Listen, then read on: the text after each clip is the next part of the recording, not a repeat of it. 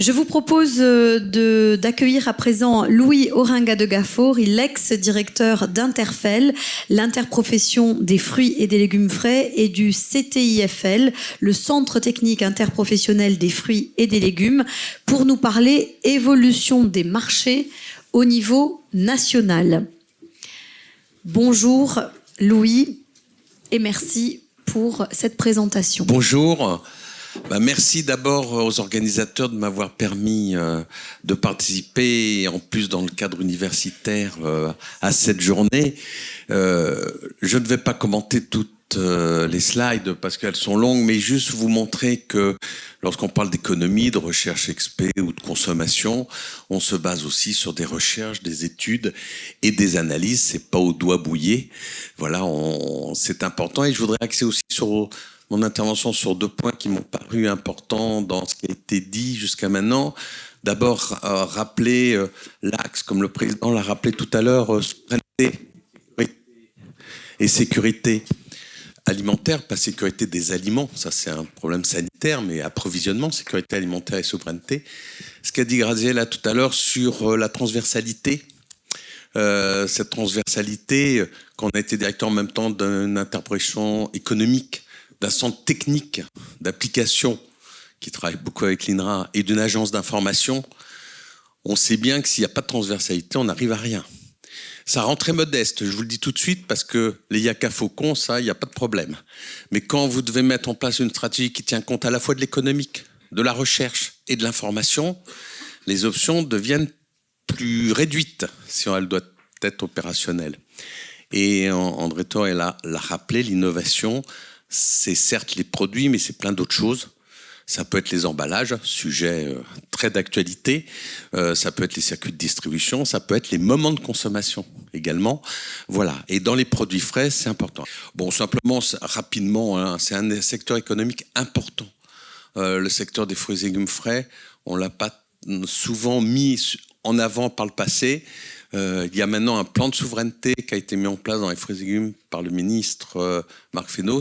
Il était temps. Les fruits et légumes ont toujours été un peu, alors que c'est un secteur fondamental pour les régions, pour la France, que ce soit sur la consommation nationale ou internationale, le secteur fruits et légumes, des fois, était un peu les oubliés des grands secteurs agricoles. Donc, le rappeler. Et c'est surtout un secteur qui a besoin de beaucoup de main-d'œuvre. On y reviendra tout à l'heure. Les spécificités de la filière. Alors, je ne vais pas commenter tous les sujets. Rappelez que les signes officiels de qualité, André en a parlé tout à l'heure, ils sont quand même importants dans les fruits et légumes, notamment le bio. Mais dans les fruits et légumes, c'est 10%. Hein. C'est pas un petit segment de marché. Hein. C'est carrément stratégique pour la filière des fruits et légumes, le bio. Hein. Donc, quand on parle parfois de difficultés dans le bio, ça impacte directement la filière fruits et légumes. Donc, il faut trouver des réponses et dynamiser la consommation du bio, puisque c'est un facteur très important. La difficulté des fruits et légumes aussi, c'est que le consommateur a du mal à valoriser économiquement les fruits et légumes, parce que c'est bien connu, une pomme, ça pousse tout seul, une clémentine aussi, hein, une salade aussi. Donc, quelle est la valeur économique de quelque chose qui se fait tout seul? Voilà. Et puis, on peut avoir un pommier dans son jardin, donc on ne voit pas pourquoi ça. Et donc ça, c'est un point excessivement important dans les comportements de consommateurs et dans l'explication aux consommateurs, et notamment la réponse aux attentes sociétales. La caractéristique des fruits et légumes frais aussi, c'est que c'est météo-sensible à la production et à la consommation. Et dans beaucoup de fruits et légumes, c'est des denrées périssables rapidement. Donc on parle toujours des produits de l'agro-industrie plus que des produits frais. Moi, je voudrais aussi attirer votre attention que l'avenir, c'est aussi un rééquilibrage peut-être entre la consommation de produits frais, produits transformés, produits ultra-transformés. Rien n'est exclusif de l'autre. Mais il n'y aura pas d'avenir des systèmes de production et de la consommation si on ne met pas en avant les produits frais et à l'intérieur les fruits et légumes. Il n'y aura pas de stratégie de souveraineté alimentaire sans passer par les fruits et légumes, parce que c'est important économiquement et c'est aussi important parce que la réponse aux attentes sociétales, les consommateurs, ils sont très attentif sur les produits frais. Donc, arriver à répondre aux attentes sociétales sans arriver à avoir une vraie stratégie dans les produits frais, dans les fruits et légumes, ça sera très compliqué. Et je pense, mais ça c'est une conviction personnelle, qu'il y a beaucoup de potentiel demain à récupérer des parts de marché sur les produits frais, sur les fruits et légumes en particulier. Les fruits et légumes, c'est un peu compliqué parce que c'est un concept, mais aucun d'entre vous n'achetez des fruits et légumes. Hein. Vous achetez des pommes, des poires, des salades, des clémentines, des pomelos, mais vous n'achetez pas des fruits et légumes. C'est intéressant de voir qu'on parle toujours des fruits et légumes. On ne vous dit pas vous achetez des produits carnés. On vous dit j'achète du bœuf. Là. Voilà. Donc il faut faire attention sur le plan opérationnel que les fruits et légumes c'est un concept, mais en termes d'opérationnalité, c'est compliqué les fruits et légumes parce que vous consommez en gros 80 variétés ou types de produits différents. Et je ne parle pas de tous ceux qu'on consomme un peu moins. Donc les fruits et légumes, c'est très riche. C'est génial, j'allais dire, en termes de diversité. C'est un peu plus compliqué en termes opérationnels parce que c'est plus facile quand on dit viande de bœuf. Ça fait un gros secteur. Sauf que pour avoir l'équivalent en chiffre d'affaires, il faut cumuler plusieurs fruits et légumes. Et je rappelle que dans la distribution, le chiffre d'affaires fruits et légumes, il est équivalent à la viande de boucherie. Hein. Donc il est énorme, sauf qu'il se divise en plusieurs produits. Donc ça fait moins d'impact des fois. Le paradoxe de la filière fruits et légumes, c'est que s'il est au cœur des enjeux à venir, tant des plans nationaux que des régions, pour l'offre alimentaire et notre consommation, mais une prise en compte des enjeux de ce secteur qui est assez récent. Je le rappelais, le plan de souveraineté, il est récent. Alors, quand parfois j'interviens hors du monde agroalimentaire, quand je dis que près de 50% des fruits et légumes qu'on consomme n'est plus issu des régions françaises, les gens disent non mais c'est pas possible, 90% des fruits et légumes qu'on consomme, ça vient de nos régions. Ben non, on est tout juste à 50%. D'où le questionnement du président sur la souveraineté. C'est particulièrement vrai sur les produits frais et les fruits et légumes frais. Donc c'est un vrai enjeu.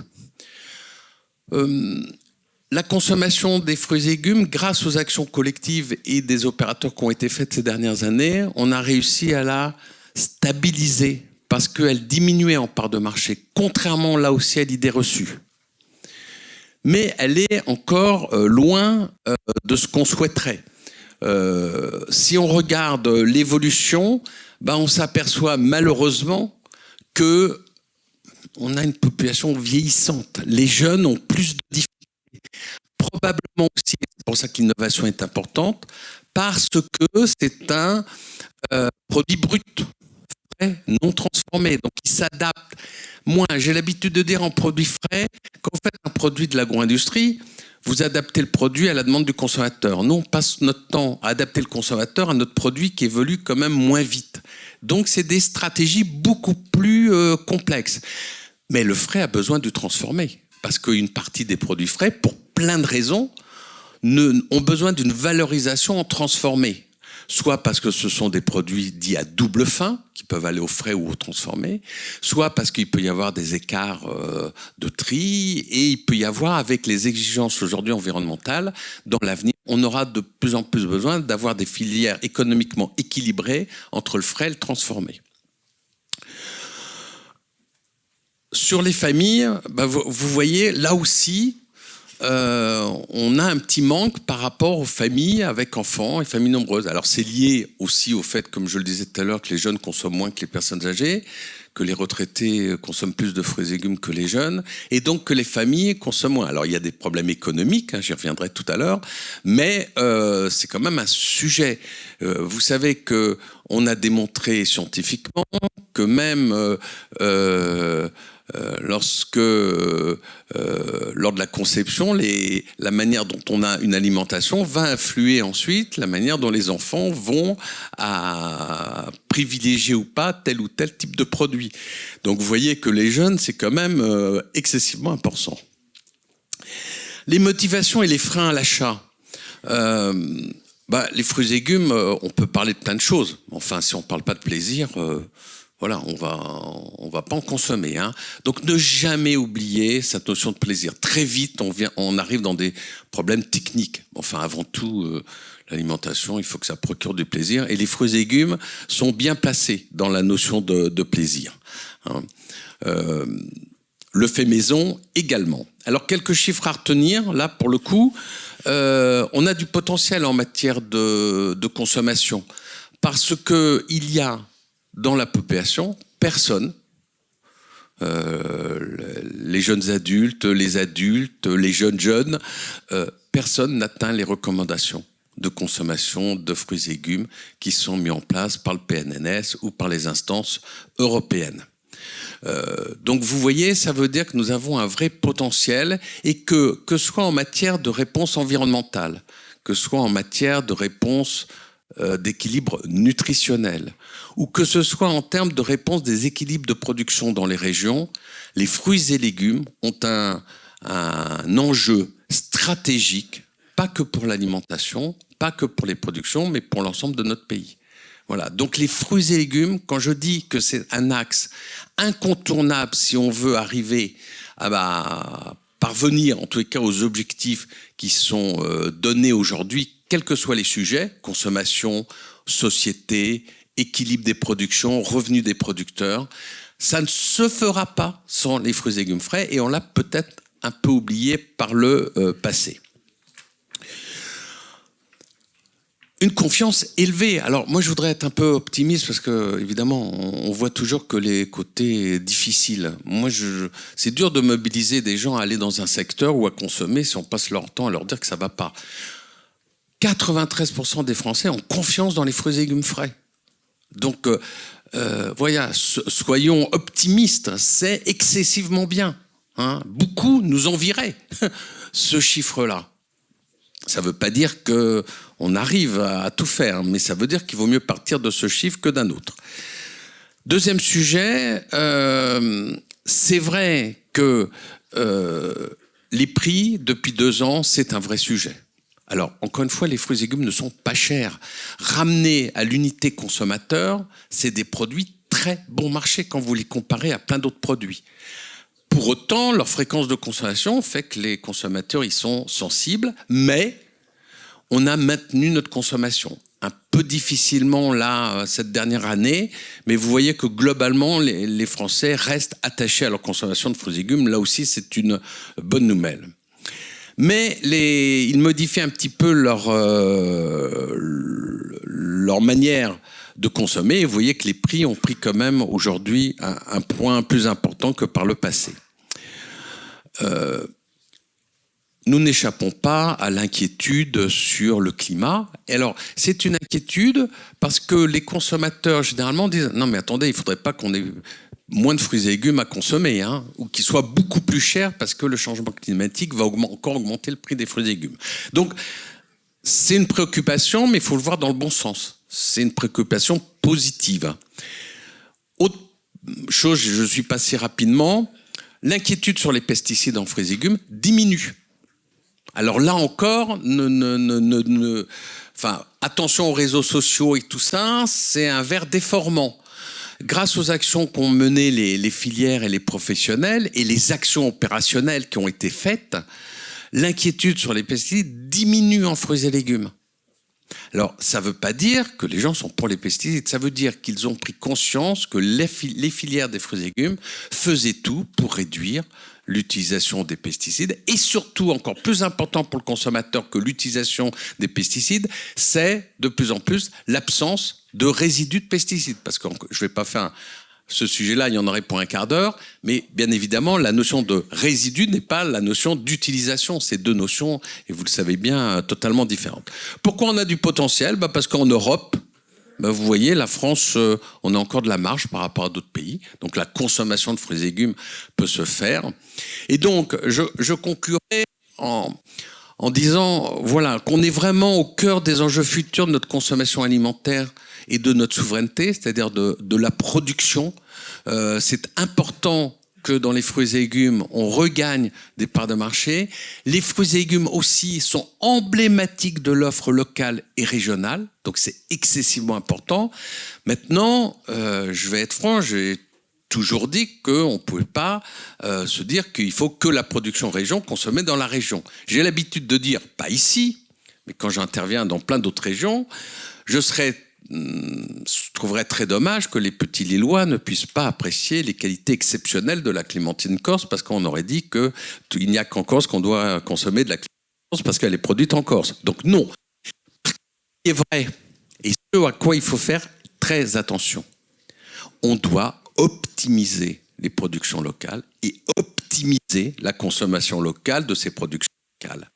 Une fois que cela est fait, à ce moment-là, il est légitime d'avoir des échanges avec d'autres régions, d'autant plus que les fruits et légumes, si on veut s'adapter au changement climatique, vous savez bien que dans les fruits et légumes, même sur le territoire national, on commence dans une région, puis on va dans une autre région. C'est vrai pour les pommes, c'est vrai pour les pêches, c'est vrai pour les abricots.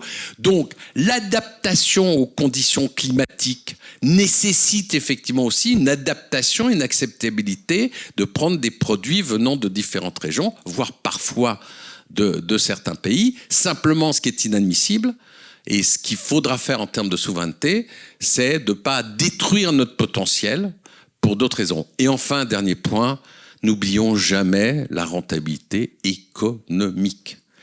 Les fruits et légumes, comme tous les produits frais, attention, c'est un équilibre entre la gestion de l'offre et de la demande. Si on a trop d'offres, parce que ça marche bien, très vite, il n'y aura plus de rémunération. S'il n'y a plus de rémunération des producteurs, il n'y aura plus de recherche XP. Il n'y aura plus de recherche XP, il n'y aura plus de durabilité des produits. Donc cet équilibre offre-demande, elle est excessivement importante. Donc ayons toujours à l'esprit la rentabilité économique et le revenu des producteurs, parce que ça part de là. Ensuite, évidemment, chacun doit gagner un peu d'argent et le consommateur doit être satisfait. Donc les stratégies de filière, c'est excessivement important. Je conclurai en disant, on dit toujours seul on va plus vite, ensemble on va plus loin.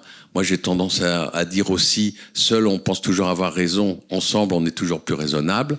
Donc l'avenir, je pense, c'est une bonne cohérence entre les stratégies collectives publiques, les stratégies collectives professionnelles et de filière, et l'indispensable dynamique des opérateurs économiques. Et il faut, même si c'est un gros mot de dire parfois dans certains il faut qu'ils gagnent de l'argent. Si on ne gagne pas d'argent, on n'investit pas dans l'innovation, on n'investit pas dans la recherche, on n'investit pas dans l'avenir. Donc pour investir dans l'avenir, il faut avoir le moyen de le faire. Merci Louis Oringue.